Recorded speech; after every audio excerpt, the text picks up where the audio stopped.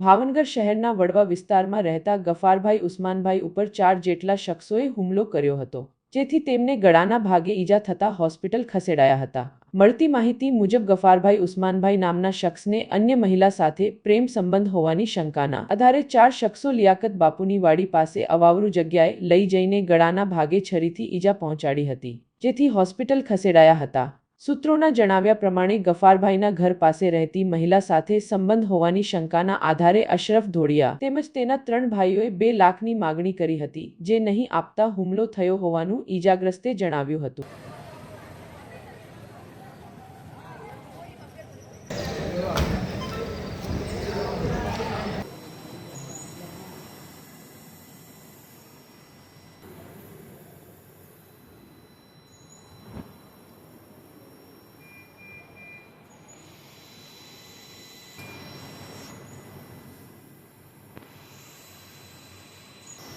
બોલું બે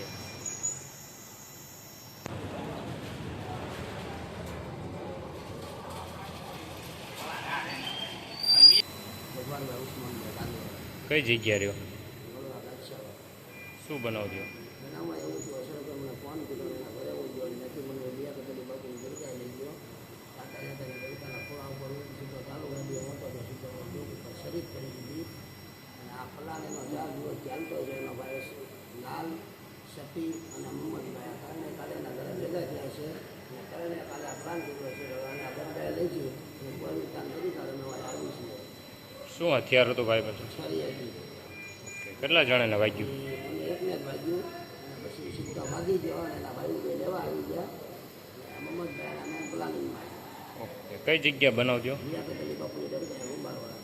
તમને ક્યાંથી લઈ જવામાં આવ્યા હતા? અમને એના કારાગર પહેલાં બોલાવ્યો ફોન આવીને એના ઘરેથી લઈ ગયા કે મારા શ્યામનું નામ ને શ્યામ લઈ ગયા અને ફોટો મગજમાં આવડતો નામ ને તેમ એમ કરીને એ મને દરગાહ લઈ ગયો એ ચાલ આપણે દુવાસરા બોલવા માટે આવું છે હું તમારા મનમાં મોજમાં ગાડી આપતો હતો વિશ્વાસ કરીને તો ગાડી આપતો હતો એ વાહે બેઠો હતો વાહે બેઠા સીધી શરી કાઢી મને ડોક ઉપર ફેરવી દીધી કોઈ ભાઈ એવું ગયું અને મારી નાખશે। કોઈ જૂની અદાવત? જૂની અદાવતમાં કાંઈ નહીં, બસ પૈસા અવારનવાર માંગતો હતો હું નહોતો દેતો તો એ એમ કહેતો તું મારી ઘરવાળીને રાખીને બેઠો તારા મને પૈસા દેવાના જ છે।